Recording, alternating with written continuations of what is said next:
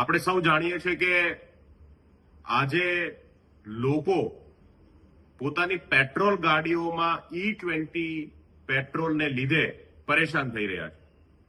લગભગ દેશની અંદર ધીમે ધીમે લોકોને આ વાત સમજાઈ રહી છે કે પોતાની જે ગાડીઓ છે એ E20 પેટ્રોલને ચલાવવા માટે નથી બની અને એટલા માટે ગાડીઓની અંદર ધીમે હવે પ્રશ્નો આવવાની શરૂઆત થઈ છે.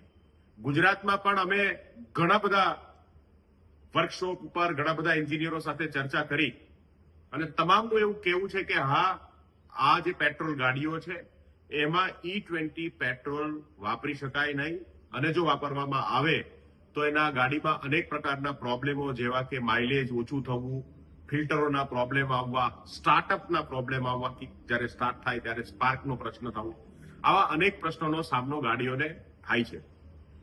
લાખો રૂપિયાની, કરોડો રૂપિયાની જે ગાડીઓ છે, પેટ્રોલ ગાડીઓ છે, એ ગાડીઓમાં હવે ધીમે આ પ્રશ્નો આવી રહ્યા છે.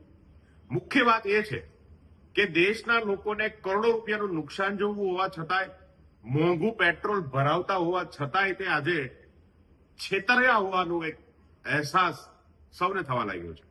સરકારે કોઈને પણ પૂછ્યા વગર, કોઈની પણ મંજૂરી વગર કંપનીઓ સાથે એડવાન્સમાં આ E20 પેટ્રોલ વાપરી શકાય એના માટેની કોઈ પણ પ્રકારની ટેકનિકલ ચેન્જીસ કર્યા વગર આ જે થોપી બેસાડવામાં આવ્યું છે એનો વિરોધ હવે ગુજરાતમાં અને દેશમાં ઠેર થઈ રહ્યો છે.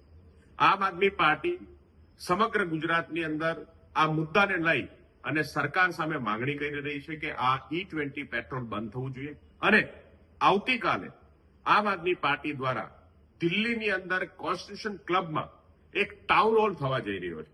આ ટાઉન હોલમાં દિલ્હીમાં તો લોકો જોડાશે જ તે, પણ સમગ્ર દેશની અંદર વિડીયો કોન્ફરન્સના માધ્યમથી, ડિજિટલ માધ્યમથી હજારો લાખો લોકો આ ટાઉન હોલમાં જોડાવા જઈ રહ્યા છે.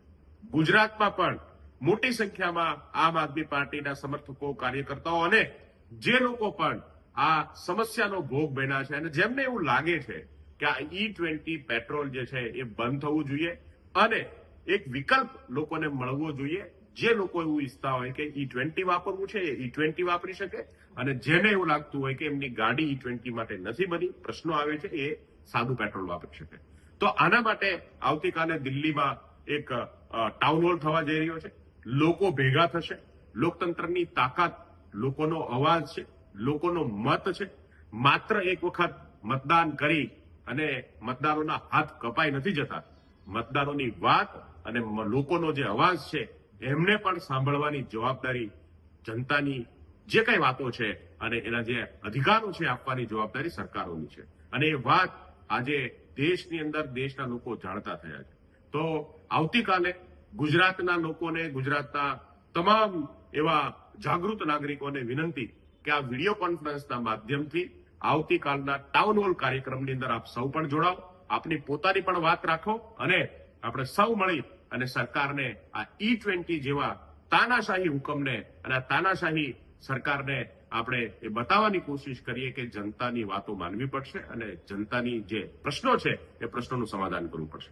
ફરીથી એક વખત આવતીકાલના 11 વાગે ટાઉન હોલ થવા જઈ રહ્યો છે. આપ સૌને ઓનલાઈન માધ્યમોથી આ ટાઉન હોલની લિંક પણ મળી જશે. તો સૌ મોટી સંખ્યામાં જોડાય એવી સૌને પ્રાર્થના સાથે સૌનો આભાર. ભારત માતા કી જય. જય જય ગરવી ગુજરાત.